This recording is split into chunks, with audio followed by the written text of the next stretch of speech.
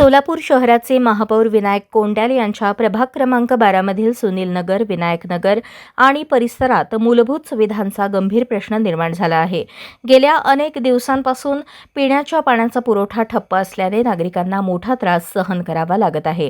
त्यातच वारंवार ड्रेनेजचे घाण पाणी रस्त्यावर येत असल्याने परिसरात अस्वच्छता पसरून आरोग्याचा धोका वाढला आहे। स्थानिक नागरिकांच्या म्हणण्यानुसार या भागातील अंतर्गत रस्ते, स्ट्रीट लाईट आणि स्वच्छतेच्या समस्या अनेक वर्षांपासून प्रलंबित आहेत। वारंवार महानगरपालिकेकडे तक्रारी करूनही प्रशासनाकडून दुर्लक्ष होत असल्याचा आरोप नागरिकांनी केला आहे। నా పేరు రాధిక వినాయకనగర్ ఉండేవాటి 28 వర్షం అవుతుంది। మళ్ళీ ఈడ నీళ్ళది ఎక్క సోయి లేదు, రోడ్ది లేదు, లైట్ది ఒక జాగలో ఉంటుంది, ఒక జాగలో ఉండదు, లైట్ బంద్ ఉంటుంది। మళ్ళీ నీళ్ళు అయితే అజ్జిబాత్ రానే రావు, లైట్లు బంద్ పడిన 3-4 వర్షం అవుతుంది, ఎవరు చూడంకి వస్తలేరు। ఇంతవరకు చెప్పినా ఫోన్లు చేసినా లక్ష తీసుకుంటలేరు। ఇంత త్రాసు ఉన్నాయి ఈడ, అంత త్రాసు, గటర్ది త్రాసు ఉన్నది, అన్నిటిది త్రాసు ఉంది ఈడ। प्रभावती परशुराम हंसोरे, आम्ही रहिवासीतला सिद्धरामेश्वर नगरमधले।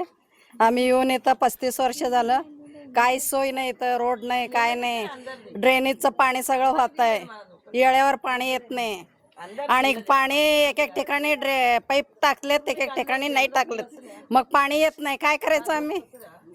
मग आम्ही आता वडनन मॅडमकडे आलो, वडनन मॅडम साहेबाला बोलवलं तर मग साहेब म्हणतात आमच्या हातात नाही आहे, मी होईल तेवढं करतो म्हणतात साहेब। मग ड्रेनेजचं पाईप वगैरे टाकायला पाहिजे, आम्हाला चालू करून द्यायला पाहिजे, नळाचं पाईपलाईन टाकायला पाहिजे, कोटा राहिलं ते। त्यामुळे रहिवाशांमध्ये संतापाचे वातावरण निर्माण झाले आहे। दरम्यान पाणी पुरवठा सुरळीत न झाल्यास तीव्र आंदोलन छेडण्याचा इशारा स्थानिक महिलांनी दिला आहे। पाणी वेळेवर मिळाले नाही तर घागर घेऊन महानगरपालिकेवर मोर्चा काढू असा इशारा देत नागरिकांनी प्रशासनाला जागे होण्याचे आवाहन केले आहे। मी विनंदा साखरे, विनायक नगरमध्ये आम्ही रहिवासी आहोत। मग इथं पाणी विनायक नगरमध्ये आणि सिद्धरामेश्वर नगर आणि इथं सम्मेश्वर नगर सगळे आहेत ना, पाणी 10 दिवसाला एकदा येऊ लागलं आहे। मग पाणी पुरवठा व्यवस्थित होत नाही, मग आम्हाला पाणी 4 दिवसाला एकदा पाहिजे।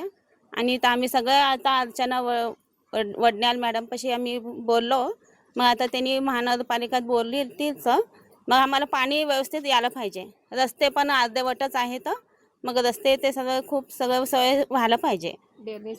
ड्रेनेज पण पाणी व्यवस्थित जात नाही, लाईट आणि एकाकडे असते, एकाकडे नसते, ते लाईट लाईट महानगरपालिकेमध्ये येतो नाही म्हणलं तर आम्ही महानगरपालिकेत येतो, घेऊन येतो।